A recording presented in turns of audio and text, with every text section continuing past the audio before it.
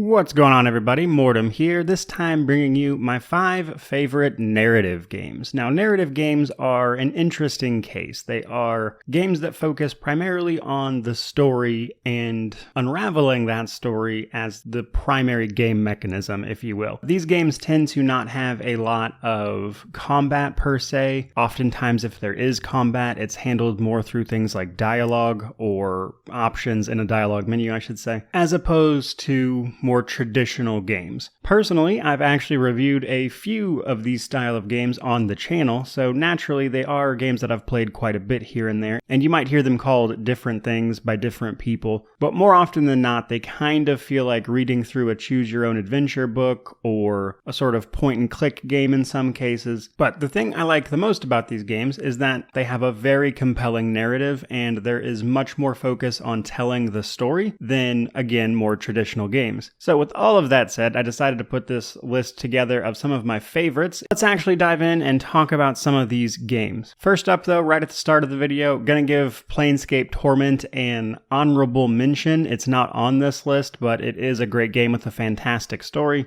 However, the actual gameplay leaves a lot to be desired, so I decided to just give it an honorable mention and move on to these other titles, despite Planescape Torment definitely being one of my favorites. That said, number 1 on our list, we have Torment, Tides of Numenera, a game that was billed as a spiritual successor to Planescape Torment. However, I think most people would agree that it falls a bit flat in that regard. Nonetheless, though, it is a very interesting title that had some really cool ideas. So, the setting itself comes from a TTRPG game called Numenera, and has some really interesting stuff going on around what is called the Ninth World, which is like the current age, if you will, where 8 amazing civilizations have risen and fallen previously, and you're actually on Earth, but like a billion years in the future, so stuff is crazy. Knowledge has been gained and lost more times than most people could shake a stick at, and through this we see all sorts of really fantastical stuff. You even wind up inside some sort of flesh monster at one point, and while Tides of Numenera does have a sort of combat, it's done a bit differently. It's more like scenarios. You're not actually actively in combat the entire time. Oftentimes, as the turns progress, you'll have the opportunity to actually avoid combat and rather achieve your goal, so in some ways it's sort of like this turn-based stealth system that relies on your character's skills, which I thought was an interesting way to handle it. So while I certainly don't think the game, again, kind of lives up to being a spiritual successor to Planescape Torment, it is nonetheless a very interesting experience that definitely feels unique. Now that brings us to number 2 on our list, and it is actually Vampire the Masquerade Shadows of New York. Weirdly enough, this one is actually a standalone expansion to Coteries of New York. However, I like Shadows a bit more, primarily because you get to play as my favorite clan, a Lasombra, and we get to learn about the Lasombra's integration into the Camarilla in the more current version of the setting, whereas the Lasombra used to pretty much just be Sabbat, which is like the opposite of the Camarilla. But Lasombra is my favorite clan, and there's a couple paths through Shadows of New York. This one is definitely more of a choose-your-own-adventure style game, as you don't really point and click anything. It's just dialogue trees after trees, then you decide where to go, that type of stuff. And it does have a bit less of the options that are available in the first game, or the base game if you prefer. But I liked the representation, I suppose, of the Lasombra clan here, as well as some of the various options and outcomes that can lead to. And the story itself is incredibly interesting and has kind of a big twist of the murder mystery you're trying to solve throughout that I actually thought was pretty cool. Now, that brings us to number 3, and that is Gamedec.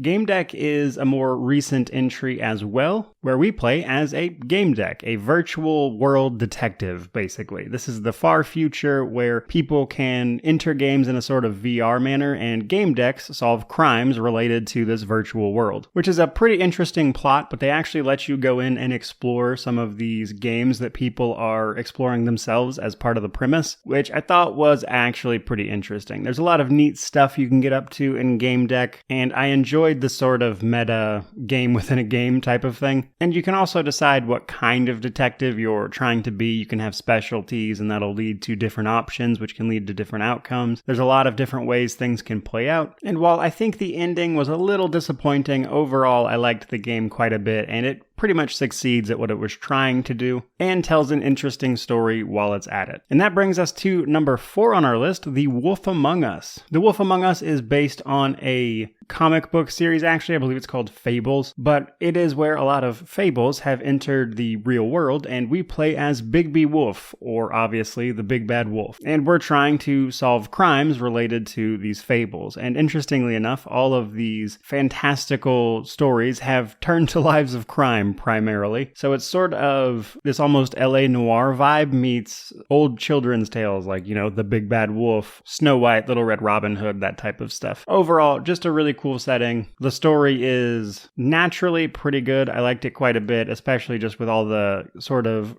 dark and gritty takes on what are largely considered children's tales. I thought that was a fun way to present it, and I think speaks pretty highly of the comic book it's based on at the same time. And like I mentioned at the start of the video, this game is actually getting a sequel that is currently in development, at least, and is scheduled for next year. But the game itself was received really positively and definitely kind of subverts the typical expectation with these kind of stories and kind of makes a mockery of your childhood in some ways. But I liked it a lot. I thought it was really cool. And then, naturally, that brings us to our final entry, and it is, of course, Disco Elysium. Very cool game. It does some very interesting things with the mechanics of its world and the voices in your head, so to speak, that I haven't seen any other game attempt. And Disco Elysium is probably the only game on this list that I would put on the same level as Planescape Torment. And while the subject matter and even some of the early game experiences are probably things that are going to put people off, much like all narrative games, it's simply not everybody's cup of tea. Some people, as they like to put it, prefer a little more game in their RPGs.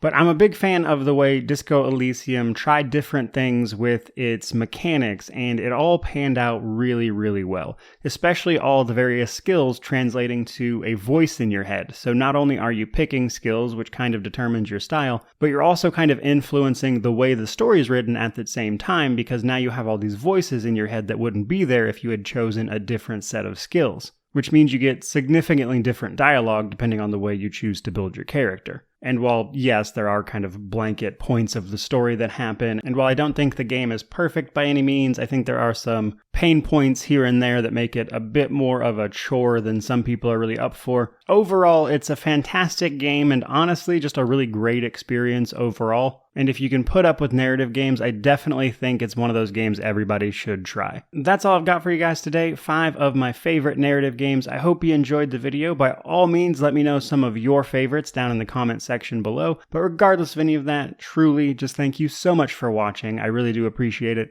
May you wander in wisdom and have an amazing day.